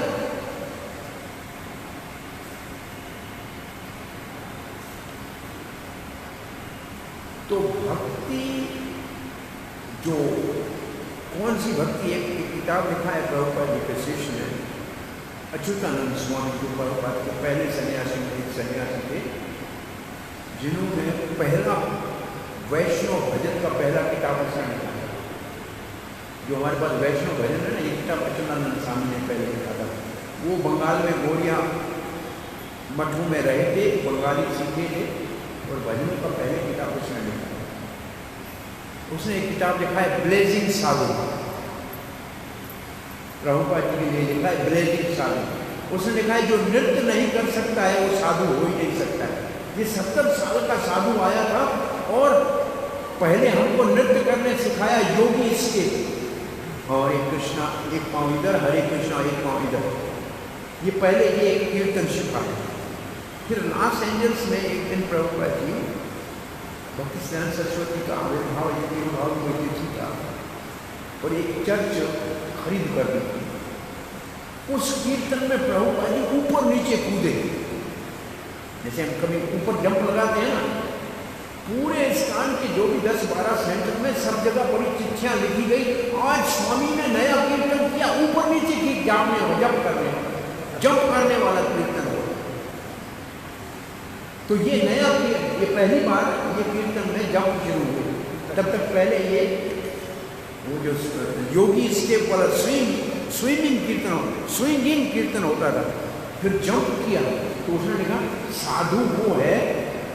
तो प्रभुपाद जी लिखते थे कि कीर्तन में हारमोनियम नहीं चाहिए, भजन में हारमोनियम ठीक है, कीर्तन में मृदंग, छोटे खरताल और बड़े खरताल, और ये भी एक संख्या है पूरी। अगर आप चैतन्य महाप्रभु के जगन्नाथ रथ यात्रा के सामने कीर्तन का वर्णन सुनोगे तो कीर्तन की पार्टी में कितने मृदंग, कितने खरताल, कितने नाचने वाले, कितने गाने वाले होने चाहिए। ये एक साइंटिफिक है, इसलिए हमारे को सिखाया जाता है गौर विहित कीर्तन। हमें कीर्तन कौन सा करना चाहिए? जो चैतन्य महाप्रभु ने हमको सिखाया है उसी तरीके से कीर्तन करना चाहिए। प्रभुपाद कहते हैं ऐसी जगह कीर्तन करोगे तो आपके अंदर जो एक आनंद की अनुभूति की शक्ति है ना, वो बाहर निकल आएगी, प्रकट हो जाएगी। ये कीर्तन आपकी आध्यात्मिक आनंद को प्रकट करने के लिए है। ये कीर्तन जब आप नृत्य करते हैं, कभी हमसे कोई पूछता है कि हम आत्मा नहीं है, शरीर है, इसका प्रमाण क्या है, अथवा इसको कैसे, इसका अनुभव कैसे होगा? तो हमारा एक ही उत्तर है, आप कीर्तन में नाचो, आपको पता लग जाएगा कि आप शरीर नहीं हो, आप आत्मा। नृत्य करोगे कीर्तन में तो आप शरीर के स्तर से ऊपर उठ जाओगे। कीर्तन में भगवान का नाम जपो और कीर्तन करो कीर्तन में नृत्य करना आपको शरीर के स्तर से ऊपर ले जाता है। तो ये सबसे अच्छा प्रयोग है। और बड़े बड़े अच्छे अच्छे विद्वान, बड़े गंभीर विद्वान भी कीर्तन में नृत्य करते हैं। अद्वैत आचार्य जैसा विद्वान नृत्य कीर्तन में नृत्य, सार्वभौम भट्टाचार्य जैसा बड़ा विद्वान कीर्तन में महाप्रभु के संग में नृत्य करते थे। तो कीर्तन और नृत्य ये सारी योग की सिद्धियों का सार है, कुछ नहीं कर रहे, इससे हमारा सब काम हो जाए। फिर भी कुछ लोग हैं जो योगासन करते हैं, शायद कीर्तन में नाचते नहीं है इसलिए योगासन करना पड़ता हो। नाचने 1 घंटा तो कोई जरूरत नहीं, कोई आसन करना। तो वहां लिखा है कि सुख जो है भक्ति सुखदाय, भक्ति सुखदाय वहां लिखा ये। तो भक्ति सुखदाय एक इंद्रियों का सुख है, एक योग की सिद्धियों का सुख है और एक भक्ति का सुख है। तो इन दोनों में अंतर क्या है? तो योग के सुख से भक्ति का सुख महान है, क्योंकि वो आत्मा के स्तर का है, वो मैकेनिकल नहीं है। लेकिन भक्तों के पास ये सब चमत्कार पहले से ही होते हैं, उनको दिखाने की जरूरत नहीं। ये प्रभुपाद से जब पूछा था पत्रकार ने कि आपका चमत्कार क्या है, भाई सब योगियाँ चमत्कार दिखाते हैं, तो प्रभुपाद ने क्या कहा, जो अपने शिष्य थे विदेशी, बोला मेरा चमत्कार ये है कि मैं इनको भगवान का भक्त बना दूँ। तो ये बहुत बड़ा चमत्कार है कि किसी को आप भगवान का भक्त बना दो। आप कितने भक्त बना रहे हो, देखो आप कितने भक्त बना रहे हो, ये तो बड़े से बड़ा चमत्कार है, कोई बड़ा योगी ऐसे नहीं कर सकता। एक योगी था बहुत बड़ा, प्रभुपाद जी के सामने आया, उसने बड़ा चमत्कार दिखाया योग का। तो प्रभुपाद ने उसको पूछा कि जन्म मृत्यु को आप खत्म कर सकते हो योगी? बोला महाराज ये तो आप ही कर सकते हैं। प्रभुपाद ने कहा कि ये महाराज आप कर सकते हैं, मैं नहीं कर सकता हूँ। भाई जन्म मृत्यु के चक्कर से तो नहीं छुड़ा सकता ना योगी। उसने बड़ा चमत्कार दिखाया भगवान। प्रभुपाद कहते मैंने हमने देखा है कि हाथ लंबा करके योगी ऐसे अफगानिस्तान से अनार ला के दे दिए, ये प्राप्ति सिद्धि थी उसको। और लोगों ने ऐसे देखा है, कुछ योगियों के पास ऐसे सिद्धि है, नीचे गली में खड़ा है, हाथ लंबा करके खिड़की में माता दे देता, कुछ दे दो, माता जी आदमी नीचे लंबा हाथ इतना कहाँ से हो गया, ये कर सकते हैं योगी। और प्रभुपाद जी ने योगी को कहा बहुत अच्छा आपने योग का चमत्कार दिखाया, आप जन्म मृत्यु को समाप्त कर सकते हैं योग से। बोला महाराज ये तो आप कर सकते हैं, हम नहीं कर सकते। तो बड़ा योगी कौन, जो जन्म मृत्यु से मुक्त कराए या अनार ला के अफगानिस्तान का खिलाए? तो प्रभुपाद भक्तों के पास योग की सारी सिद्धियां हैं, वसुदेव भगवान को, और भगवान को प्रकट करने के लिए वसुदेव सबको बनना पड़ता है। वसुदेव स्थिति का नाम है, आदमी का नाम नहीं। विशुद्ध सत्वम वासुदेव शब्द है। जब हमारी स्थिति 3 गुणों से ऊपर आती है, विशुद्ध सत्व में स्थित होते हैं, तब वासुदेव की स्थिति हमारी होती है, तब भगवान में, तब हृदय में भगवान का प्रकट्य होता है, तब भक्त के हृदय में भगवान का प्रकट्य होता है। तो वासुदेव स्थिति का नाम है। वासुदेव वो स्थिति है जब कोई 3 गुणों से ऊपर हो जाए, तब उसके हृदय में भगवान का प्रकट्य होता है। और ये हमारे साधु संत महात्मा प्रभुपाद जी आदि, इनके लिए नरोत्तम दास ठाकुर ने क्या लिखा है, कृष्ण से तुम्हार कृष्ण दीते अमीते इसका मतलब कृष्ण तुम्हारा, इसका मतलब उनके हृदय में कृष्ण है, वही दे सकते हैं। इसका मतलब वो शुद्ध वसुदेव स्थिति के है। तो असल में 3 गुणों से ऊपर उठना, और वो केवल भक्ति से हो सकता है। और वो भक्ति भगवान से साक्षात्कार करने का एकमात्र साधन है।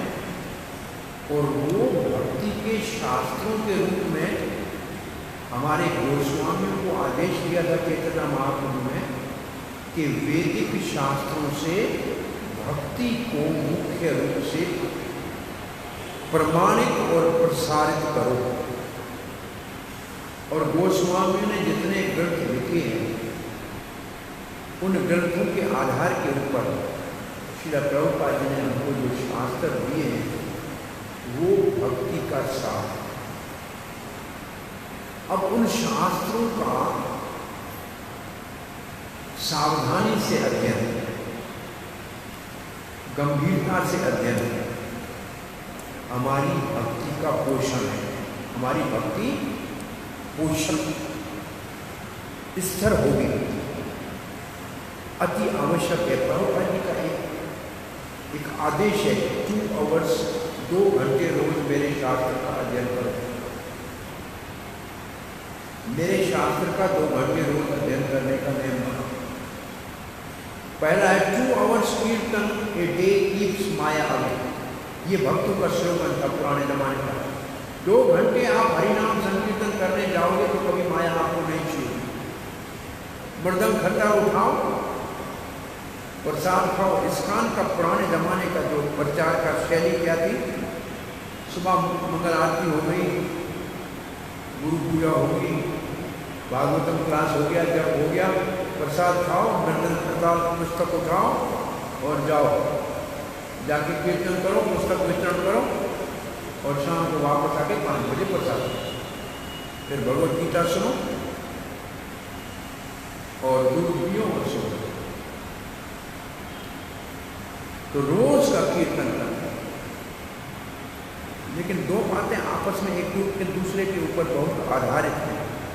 एक जगह प्रभुपाद ने लिखा है, जब हम हरे कृष्ण मंत्र का जप अच्छी तरह से करेंगे तो हमको गीता भागवत पढ़ने में रुचि होगी। अगर शास्त्र पढ़ने में हमको रुचि नहीं है, इसका मतलब हमारा जप अभी तक ठीक नहीं है। अगर हम शास्त्र ठीक तरह से, ये एक 4थे स्कंद या 5वें स्कंद के तात्पर्य में प्रभुपाद ने लिखा कि जब ठीक करने से शास्त्रों में रुचि उत्पन्न होगी। गीता लिखा है, गीता भागवत चैतन्य चैतन्य भक्ति रसामृत सिद्धू को पढ़ने में रुचि तब होगी जब अच्छा हो। और फिर ऐसे लिखा है, शास्त्र पढ़ने से आपको भक्ति में स्थिरता आएगी। भक्ति में स्थिर होना है तो शास्त्र पढ़ना जरूरी है, नहीं तो भावुकता वाली भक्ति वो कभी इधर कभी उधर जा सकती है। इसलिए शास्त्र आधार है, हमारी भक्ति का मूल आधार है।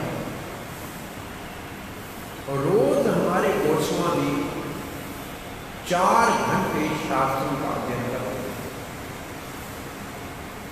रघुनाथ दास गोस्वामी 4 घंटे चैतन्य महाप्रभु की लीला सुनाते थे।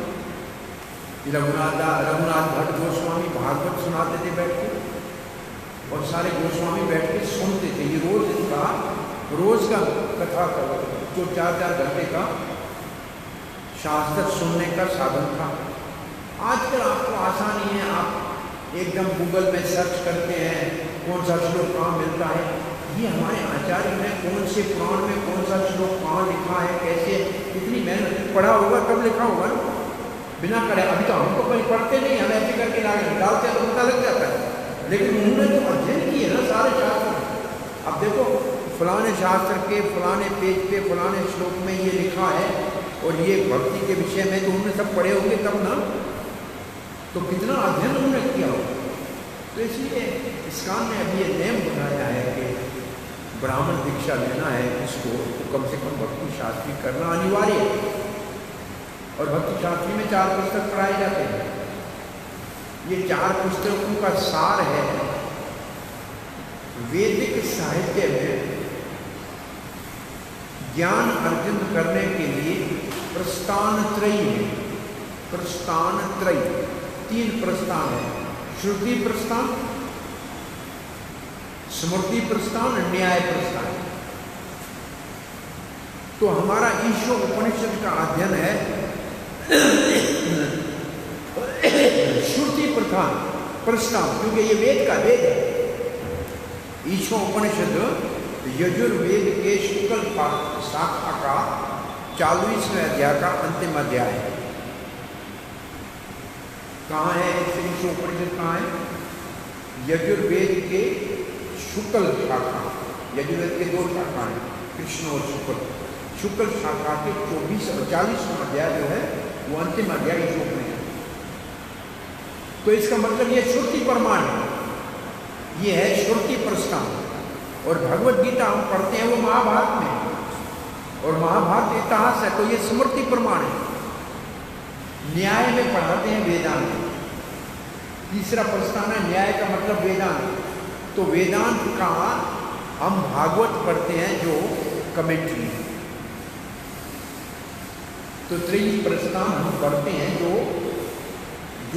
विद्वान लोग कहते हैं कि श्रुति पढ़ना चाहिए, स्मृति पढ़ना चाहिए, न्याय पढ़ना चाहिए। और हमारे साधन में तो ईशोपनिषद और गीता हमको क्या बताता है? ये 2 शास्त्र हमको क्या बताते हैं? भगवान का मतलब साध्य।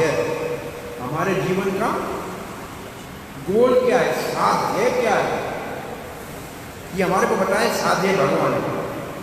तो फिर उसको प्राप्त कैसे करें? उसके लिए साधन क्या है? साधन के लिए 2 पुस्तक है, उपदेशामृत और भक्ति सामर्थ्य। ये साधन है। साध्य बताते हैं गीता और ईशोपनिषद, और साधन बताते हैं उपदेशामृत और भक्ति सामर्थ्य। तो ये 4 पुस्तक तो हमको अच्छी तरह से घोट के पढ़ने चाहिए। एक एक शब्द का हमको अर्थ आना चाहिए। और ये निरंतर नहीं पढ़ते रहेंगे तो भूल जाएंगे। शास्त्र तब साथ रहते हैं जब रोज उसका अध्ययन करेंगे, नहीं तो भूल जाएंगे। हम नहीं तो भी हमने 50 बार पढ़ाए होंगे ये पुस्तक।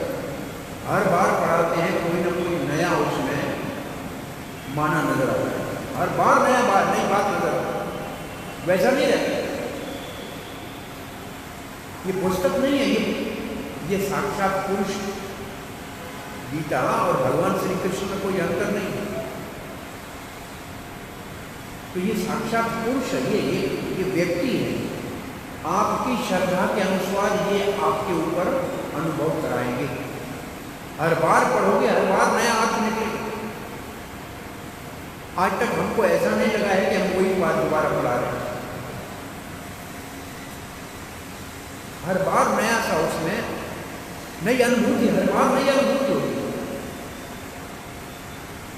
तो ये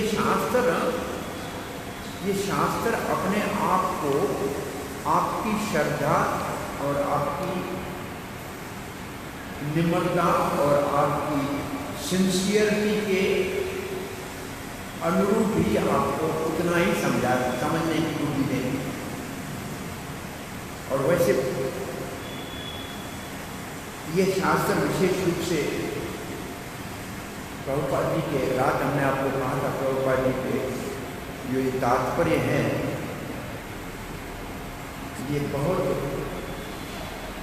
गंभीर आध्यात्मिक जगत की जानकारी है जो प्रभुपाद ने कहा है, मेरे द्वारा भगवान ने आप सबके हित के लिए किया है। तो इन शास्त्रों को गंभीरता से अध्ययन रेगुलर करना चाहिए, 2 आवर्स ए डे। और ये शास्त्र पढ़ के एक बार पूरा करना नहीं है, ये निरंतर पढ़ते रहना है। कितनी बार पढ़ा है ये नहीं याद करना है, पढ़ते रहना है। ऐसे लोग मैं जानता हूँ जो 1 अध्याय रोज भगवत गीता का पढ़ते हैं, और 18 अध्याय हैं, और कुछ छोटे अध्याय हैं, तो 15 दिन में पूरे करते हैं। हर द्वादशी को गीता पूरी होती है। भाई 2 एकादशी आती हैं तो दूसरी द्वादशी को गीता पूरी हो जाती है। तो रोज का नेम, मतलब ये पढ़ने का नेम। तो समय निकालने चाहिए शास्त्र पढ़ने के लिए। प्रभुपाद के शास्त्र का अध्ययन करना अनिवार्य है, अति आवश्यक है, और बहुत ही प्रबुद्ध करने के लिए, हमारे को प्रचार के लिए यही शस्त्र है। ये शस्त्र ऐसा है जो 2 काम करेगा, आपको आपकी माया से रक्षा करेगा और शत्रु का नाश भी करेगा।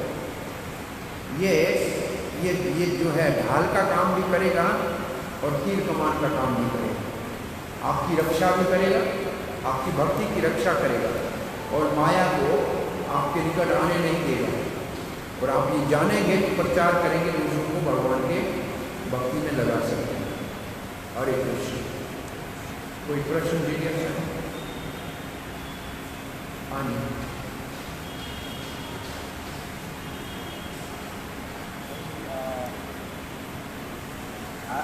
जो हमारी थीम है कि शास्त्र ही आधार है, उसके ऊपर मेरा प्रश्न है कि 3 प्रश्न। पहला प्रश्न है कि कुछ बहुत ऐसा बताते हैं कि प्रभुपाद जी की किताब में केवल एक ही चीज़ लिखी है कि आप शरीर नहीं, आप आत्मा हो, और इसीलिए हमको इसीलिए भक्तों को भक्ति के अंदर पोषण नहीं मिलता तो आगे जाकर उनको प्रियस आचार्य की किताबों को पढ़ना चाहिए। और तो इसमें कैसे उनको ऐसे हम भी समझो उनको समझो। एक चाइना से एक व्यक्ति आया भारत में। चाइना से प्रश्न ये है कि प्रभुपाद जी के पुस्तकों में प्रायः लिखा है हम शरीर नहीं है, आत्मा है, लेकिन उसके लिए पोषण भक्ति का इतना ज़्यादा नहीं है, इसलिए हमारे पूर्ववर्ती आचार्यों के पुस्तक पढ़ने चाहिए। तो मैं इसके उत्तर दे रहा था। एक चाइना से बहुत बड़ा विद्वान भारत में आया, एक बूढ़े 90 साल के संत से पूछा कि आपके जीवन का अनुभव क्या है। उसने कहा मेरे जीवन का अनुभव है कि मैं आत्मा हूँ, शरीर नहीं हूँ। तो उसने बोला ये तो बच्चा भी जानता है। बोला हाँ बच्चा जानता है, परंतु अनुभव करने के लिए 90 साल लगते हैं। जानता बच्चा है लेकिन इसको अनुभव करने के अंदर 90 साल लग जाते हैं। कहना मैं शरीर नहीं आत्मा हूं आसान है, लेकिन इसका अनुभव करने के लिए कितना समय लगता है। पूर्व आचार्यों को तब पढ़ने के अधिकारी हो जब आप पहले इसका अनुभव तो कर लो कि मैं आत्मा नहीं हूं, शरीर नहीं हूं।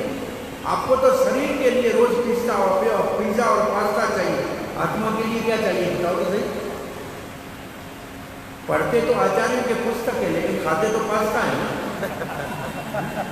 अब पिज्जा और पास्ता और खा के और आचार्यों के पुस्तक हमने लिखा था कि भक्ति रसामृत सिंधु लिखने के समय रूप गोस्वामी ने चने चबाए और सूखी रोटी जमुना जल में भिगा के किया और भक्ति रसामृत साधु सिंधु लिखा। और यहाँ पनीर सब्जी खा के पढ़ना तो मुश्किल, पढ़ भी नहीं सकते इतना सारा खा के। तो प्रभुपाद जी के शास्त्रों में बहुत, मैं तो आपको भगवत गीता के इंट्रोडक्शन में दिखाऊं, प्रभुपाद जी ने लिखा है जीवन का लक्ष्य है अपने स्वरूप की सिद्धि करना। ये इंट्रोडक्शन में लिखा है स्वरूप सिद्धि। इसका मतलब मेरा आध्यात्मिक जगत में क्या स्वरूप है कृष्ण के संबंध में, ये इंट्रोडक्शन भगवत गीता में लिखा हुआ है। कैसे आप कहते हैं कि प्रभुपाद ने हमारे को ABC दी है। प्रभुपाद जी ने सारे आचार्यों का सार दिया है और एक सीमित समय में उन्होंने देखा कि मैं ज़्यादा नहीं रह सकता धरती पे, तो दसम स्कंद भागवत जो सार है भागवत का पहले ही कृष्ण बुक के रूप में दे दिया। कोई चीज़ नहीं छोड़ी है प्रभुपाद जी ने। गौर किशोर गौर गोविंद स्वामी महाराज कहा करते थे कि जब लोग कोई कहते हैं प्रभुपाद जी ने आपको ABCD सिखाई है, अब आपको हमसे राग भक्ति सीखनी होती है, तो मुझे बहुत क्रोध आता है कि ये मूर्ख प्रभुपाद जी के पर्पट की गहराई को नहीं जानते। भाई समुद्र गहरा है, लेकिन आप अगर किनारे पे खड़े होंगे तो आपको केकड़े और मछलियां मिलेंगी। समुद्र की गहराई में जाओगे तो हीरे मिलेंगे। तो हम प्रभुपाद जी के शास्त्रों को बहुत ऊपर से पढ़ते हैं, इसलिए इतना ही दिखता है। आज के श्लोक में मैं आपको इतना बोला कि वसुदेव पहले से योग शक्तियों के स्वामी थे, क्योंकि भगवान के पिता बने तो इसका मतलब भक्तों के अंदर सब कुछ होता है, तो हम काहे के लिए दूसरे योगी के पास योग में जाने की जरूरत है? भक्ति क्यों न करें सर? तो प्रभुपाद के तात्पर्य में सब कुछ है, लेकिन हम उनको समझ नहीं पाते हैं और प्रभुपाद ने मना नहीं की है। पूर्व आचार्यों को पढ़ने का हमें अधिकार तब है जब प्रभुपाद जी के तात्पर्य को ठीक तरह समझ नहीं। अच्छा, मैं अपने अनुभव से कहता हूँ, जैसे आपको भगवत गीता में प्रभुपाद जी का तात्पर्य ठीक तरह समझना है तो आप विश्वनाथ चक्रवर्ती ठाकुर और बलदेव विद्याभूषण के दोनों टीकाओं को पढ़ो साथ में, और तीसरा भक्ति विनोद ठाकुर की टीका को पढ़ो। तो प्रभुपाद जी के टीका के अंदर आपको आईने की तरह दिखेगा, ये लाइन बलदेव विद्याभूषण की है, ये लाइन विश्वनाथ चक्रवर्ती ठाकुर की है, और ये लाइन भक्ति विनोद ठाकुर की है, और ये श्रील प्रभुपाद का अपना है। ये तीन टीकाएं, अब ये भागवत में पढ़ रहा हूँ, इसमें 10वें स्कंद के ऊपर जीव गोस्वामी, सनातन गोस्वामी, विश्वनाथ चक्रवर्ती तीनों टीकाएं साथ में। तो ये टीकाएं पढ़ने का मना नहीं है, पहले प्रभुपाद जी की टीका को तो ठीक तरह समझ लो, और उसको ठीक तरह समझने के लिए दूसरे टीकाओं को पढ़ना है। ऐसे नहीं कि प्रभुपाद जी के जो सिखाना है उसको काटने के लिए दूसरे को नहीं पढ़ना।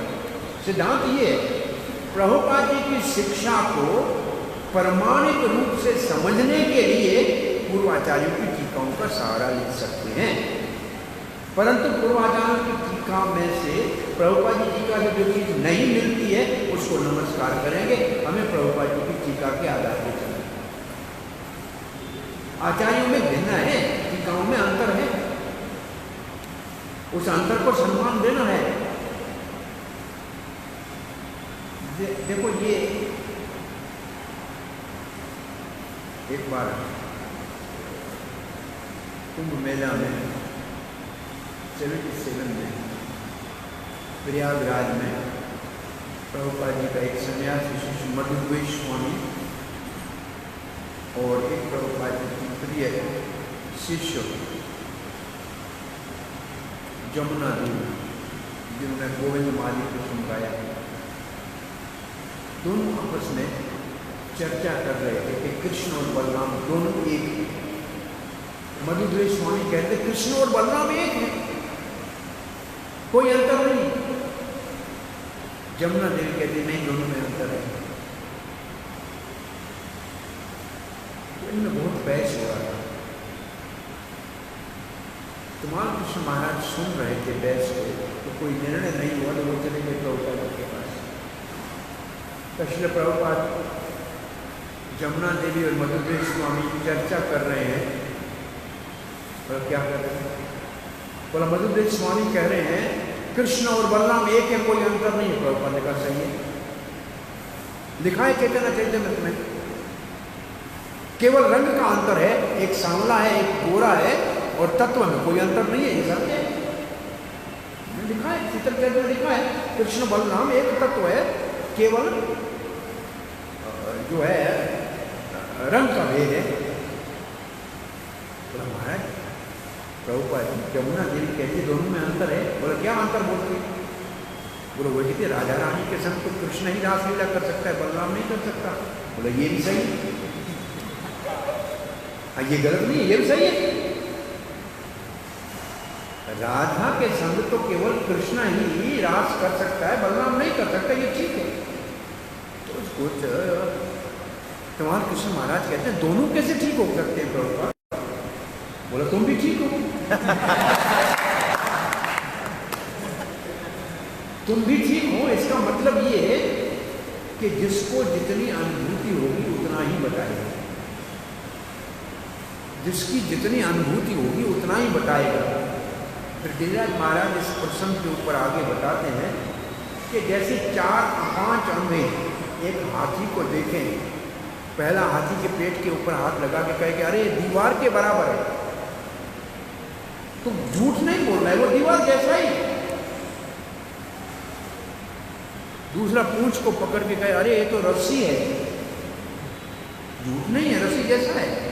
अरे उसके पांव को पकड़ा, ये तो खंभा है, कान को पकड़ा, अरे ये तो पंखा है। सूंड को पकड़ा, ये तो डाली है।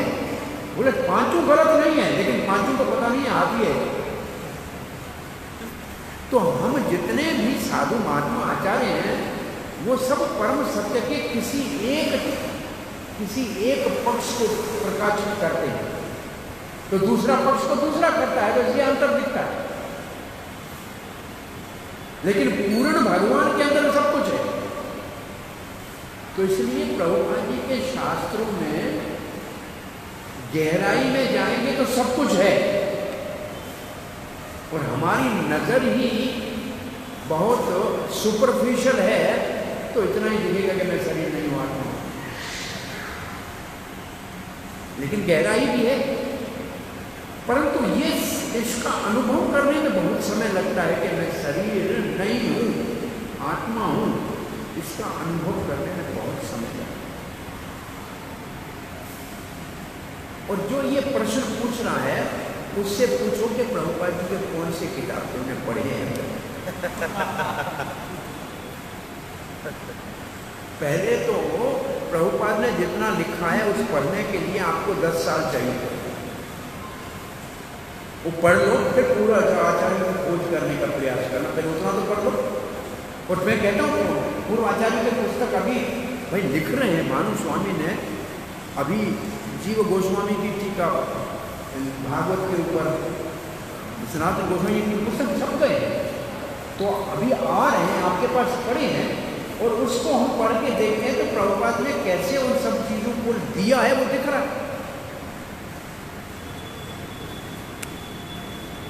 फिर भी अगर दोनों में अंतर दिखे तो हमें प्रभुपाद जी के बताए हुए रास्ते को प्रमाणिक मानना है। आचार्य इस युग में उन्होंने हमें जो दिया है उसी को स्वीकार करना है। हाँ जी, दूसरा क्या प्रश्न है? इस प्रभुपाद जी के तात्पर्य के गहराई को एक्सेस कैसे करें? How to read Prabhupada ji? हम पढ़ाते हैं, हमें मालूम है कि प्रभुपाद जी के हर दूसरी लाइन में कोई शास्त्र का श्लोक कोट किया होता है, उसको देखना आना चाहिए कि ये प्रभुपाद ने कौन से शास्त्र से कौन सी बात लिखी है, क्यों लिखी है। हर दूसरी लाइन में प्रभुपाद जी के तात्पर्य में प्राय प्रभुपाद ने भगवत गीता को 90% कोट किया। प्रभुपाद के शिष्य कहते हैं कि ऐसे लगता है कि प्रभुपाद जी को भगवत गीता इतनी गहराई से उसका अनुभव था कि किसी श्लोक को कब, किस समय, किस जगह जो है लगाना चाहिए वो लगाते थे। आपके प्रभुपाद के सारे पुस्तकों में किसी भी तात्पर्य में देखेंगे भगवत गीता को बोलेंगे। तो प्रभुपाद जी के तात्पर्य को पढ़ने के लिए बहुत बड़ी गंभीर शिक्षा की जरूरत है कि प्रभुपाद के इस तात्पर्य में ये लाइन कहाँ से लिखी है, क्यों लिखी है, कब लिखी है, क्या अनुभव हुआ उस समय। ऐसे किताब की तरह पढ़ के नहीं जाना है। जैसे मैंने आपको इस श्लोक के विषय में आज कहा कि आप श्लोक बोलने से पहले बोलना है कौन बोल रहा है, कहाँ बोल रहा है, क्यों बोल रहा है, किस विषय में बोल रहा है। तो प्रभुपाद जी के तात्पर्य को भी ऐसे देखना पड़ेगा कि ये लाइन प्रभुपाद ने कौन से समय में लिखी है। वो ये दिखता है कि ये प्रभुपाद ने लिखा है, वो चाइना और भारत का युद्ध हो रहा है उस वक्त में लिखा है, ये 65 की 66 की बात है। ऐसे प्रभुपाद के तात्पर्य में दिखता है। फिर उस प्रसंग से आध्यात्मिक क्या उन्होंने तात्पर्य निकाला है वो दिखता है, फिर शास्त्र का प्रमाण दिया है वो दिखता है। तो प्रभुपाद की अपनी अनुभूतियाँ इसमें बहुत दिखती हैं कि साक्षात प्रभुपाद का अपना अनुभव क्या है इसमें वो दिख रहा है। एक रात को हम तात्पर्य पढ़ेंगे रात वाली क्लास में, तो प्रभुपाद जी के तात्पर्य में क्या लिखा है जरा ध्यान से देखो। पढ़ पहले सामान्य पढ़ जाओ आप, फिर उसको देखोगे क्या लिखा है प्रभुपाद। तो प्रभुपाद जी के तात्पर्य को पढ़ने के लिए बहुत हर बार नया उसके अंदर आपको अर्थ नजर आएगा। ये चमत्कारी तात्पर्य है, ऐसे सामान्य बहुत शास्त्रों का उन्होंने उसके अंदर हम पढ़ते हैं, लिखते हैं, कोट क्यों लिख देते हैं कि ये कोट है, ये श्लोक यहाँ से है, ये लाइन लिखी है, इस लाइन से लगता है कि ये सतोगुण है, ये तमोगुण है, जो नाम नहीं होता है, ये कर्म कांड है, ये ज्ञान है, ये भक्ति, ये सब दिखता है साइड में, लेकिन ऐसे नहीं दिखेगा। हम आपको बताएंगे कि पढ़ा दे कि ये है, ये है, ये है, देख लो इसमें ज्ञान, लेकिन सामान्य ऐसे दिखता नहीं। गंभीर, बहुत गंभीर है भक्ति।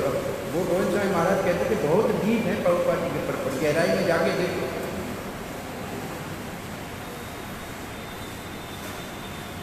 बात यह है कि आपका जितना अनुभव है उतना ही उसमें से आप खोज के निकाल सकोगे।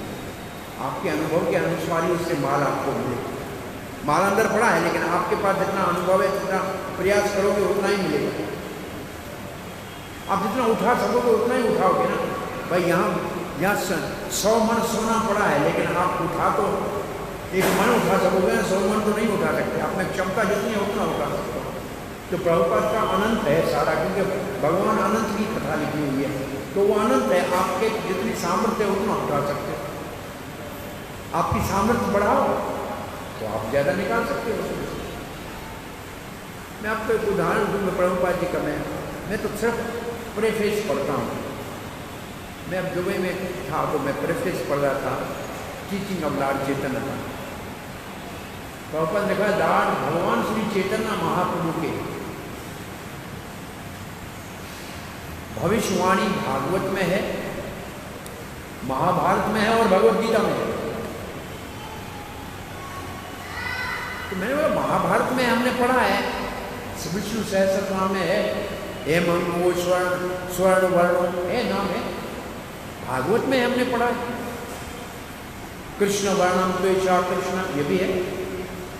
भगवद गीता में कहा प्रभुपाद ने लिख दिया। आप कई बार पढ़ गए, तो आपने कभी सोचा है क्या? कभी सोचा है कि भगवद गीता में लिखा है चैतन्य महाप्रभु के विषय में? कभी किसी ने सोचा है क्या? नहीं, वहां लिखा है प्रभुपाद। क्यों लिखा है?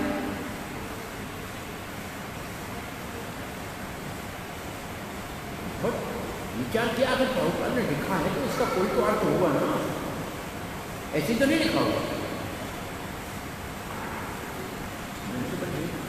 राधा के भाव से आए चैतन्य महाप्रभु, तो क्या राधा रानी के विषय में लिखा है क्या भगवद गीता में? राधा रानी के विषय में भगवद गीता में लिखा है क्या? तो हमारे को ऐसे दिखाई दिया कि हाँ लिखा है, मानस तो माम भारत देवीम प्रकृति महाचिंता, देवी प्रकृति राधा रानी लिखा है, तात्पर्य में लिखा है। फिर मैंने राधा रानी के लिए लिखा है तो चैतन्य महाप्रभु ने आगे किया क्या था? कीर्तन किया था, तो कीर्तन का लिखा है क्या कहीं भगवद गीता में? हाँ लिखा है। इसके बाद सततम कीर्तन यम तो माम, तो ये 2 श्लोक तो महाप्रभु के अवतार का सूचक है ना भगवद गीता में, क्यों नहीं? तो दूसरे दिन हम वो अबू दुबई के गए सत्संग करने, तो हमने सत्संग इसी के ऊपर किया कि कहाँ भगवद गीता के अंदर कैसे चैतन्य महाप्रभु है। तो अब ये मैं 40 साल से ज़्यादा हो गया मुझे भगवद गीता पढ़ते हो, लेकिन कभी ये नहीं देखा था इस तरीके इस प्रकार से। लेकिन उस दिन विशेष प्रभुपाद के एक तात्पर्य के शब्द से ये सब चीज़ें खोज के निकाली तो निकला, तो है इसके अंदर पड़ा है सब कुछ। लेकिन उसको निकालने के लिए अंदर से परमात्मा प्रेरणा देगा, चैत्य गुरु है। कब? जब हम उसको टाइम आएगा कि इस वक्त हम इसको समझ सकते हैं, तब हम उसको देख सकते हैं। कई पुस्तक हमको मिलते हैं, पढ़े होते सालों तक नहीं पढ़ते। जब एक बार टाइम आता है उसको खोलते हैं, फिर उसको पूरा पढ़ के पूरा कर लेते हैं। ऐसे हमारे पास कई पुस्तक पढ़े, लेकिन हम पढ़ते नहीं है, पढ़े होते हैं, क्योंकि अभी हम उसके लिए तैयार नहीं है। जब टाइम आएगा उसको पढ़ना शुरू कर देंगे। मैं आपको कहूँ, आपने भक्ति रसामृत सिंधु के 20वें अध्याय के 19वें के वो आगे पढ़ाई नहीं होगा, कभी पढ़ाई नहीं होगी, और पढ़ोगे तो समझ में भी नहीं आएगा।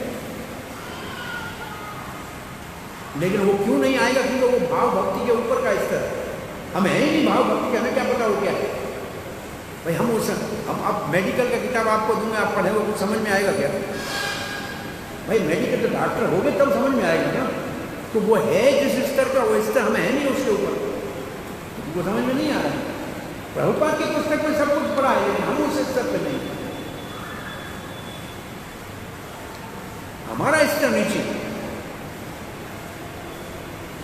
प्रभुपाद ने सबके लिए लिखा। रागनुगा भक्ति के लिए प्रभुपाद जी का घर में भागवत में कई तात्पर्य बहुत स्पष्ट रूप से लिखे पड़े, चैतन्य चरितमृत में लिखे पड़े। असल में क्या है, कुछ लोगों ने प्रभुपाद जी के प्रभुपाद प्रसिद्ध बहुत ज़्यादा विश्व व्यापक हो गए और उनके जाने के बाद उनकी जगह लेने का प्रयास करें और उनके अनुयायियों ने कहा कि अभी कुछ और आपको सिखाने की जरूरत है, स्वामी जी के पास समय नहीं था, वो आपको दे के नहीं है, हम आपको सिखाएंगे। उन्होंने प्रभुपाद जी के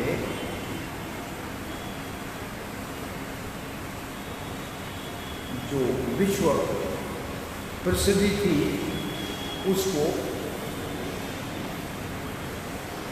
सहन नहीं हुआ, उसकी जगह लेने का प्रयास किया, तब ये बात आई और कोई बात नहीं। तो प्रभुपाद जी का चमत्कार तो सामने दिख रहा है, उनके पुस्तकों से लोगों की जीवन कितनी की बदली है सामने पड़ी है। अगर नहीं होगा, उसके अंदर शक्ति नहीं होती तो परिवर्तन कैसे होता? सब कुछ उसमें है पड़ा। ऐसा कहना कि उसमें नहीं है, ये ठीक नहीं है।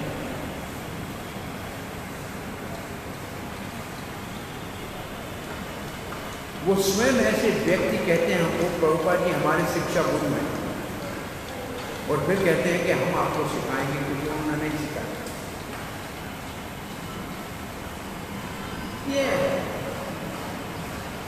ये राजनीतिक सेंटेंस है, या आध्यात्मिक सेंटेंस नहीं है। और क्या है, प्रश्न आज पे अभी पूरा करें, मेरे ख्याल आज का समय हो गया, शाम को करें। हाँ, एक कुछ 2-3 दिन पहले जो इसी मंदिर के ब्रह्मचारी जो मेरी केयर में है, वो आए मेरे पास। उन्होंने बताया कि प्रभु जी, हमारे मंदिर में भगवत कक्षा का स्तर उतना है नहीं, तो क्या हम अपना अलग से सुन सकते हैं? उनका ऐसा कहना था। कुछ ऐसे वक्ता होते हैं कि जो बहुत अच्छा क्लास देते हैं, और अभी YouTube पे ऑनलाइन भी अवेलेबल है। अगर प्रभुपाद जी ने तो क्या करना है? हमारा एक बार हमने भगवत गीता का क्लास दिया प्रभुपाद हाउस में, इंग्लिश में, 5 लोग बैठे थे। मैं क्लास लेके बाहर आया तो 5-6 लोग और मुझे मिले। बोले प्रभुपाद जी, मैंने बोला प्रभु जी आपने क्लास बहुत अच्छा किया, ये बात अच्छी कही। मैंने बोला तुम क्लास में तो थे नहीं। बोला मैंने FM पे सुना। मैंने बोला FM पे तो धृतराष्ट्र ने भगवत गीता सुनी। उसके जीवन में जो परिवर्तन आया था, भाई सारी भगवत गीता सुनी कि नहीं सुनी है धृतराष्ट्र ने? तो ऑनलाइन वाला अच्छा है, लेकिन आप उस वक्त सोए हुए सुन रहे हैं कि ब्रेड खाते हुए सुन रहे हैं, ये थोड़ी देखेगा वो कथा करने वाला। यहाँ तो मैं देखूंगा ना सोया हुआ कौन सा है, उसको जगाऊंगा ना, तो वो क्या आपको सुधार सकता है क्या? वो जानकारी के लिए ठीक है, लेकिन यहाँ तो जीते जागते आदमी बोलता है, वो देखेगा आपको, आपका मनोभाव क्या है, आप समझ रहे हो नहीं समझ रहे हो, आपको कौन से स्तर पे कहना चाहिए। तो सामने वाले का बड़ा अंतर होता है। देखिए, वक्ता के प्रस्तुति में अंतर होता है, लेकिन प्रभुपाद जी के तात्पर्य को तो पढ़ा ही है ना। इसलिए हमारा ये मानना है कि प्रभुपाद जी के तात्पर्य को ठीक तरह पढ़ने का अभ्यास करना चाहिए।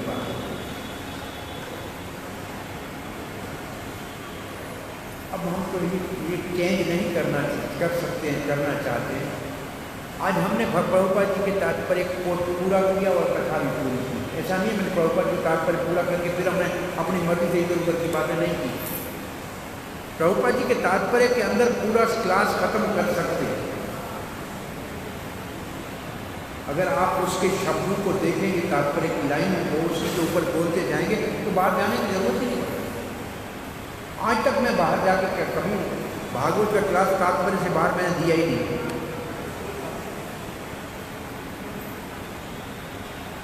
तो उनको कहना चाहिए कि ये तो क्लास आपको सुननी ही है, और कहीं से आप सुनते हैं अपने नॉलेज को बढ़ाने के लिए सुनो।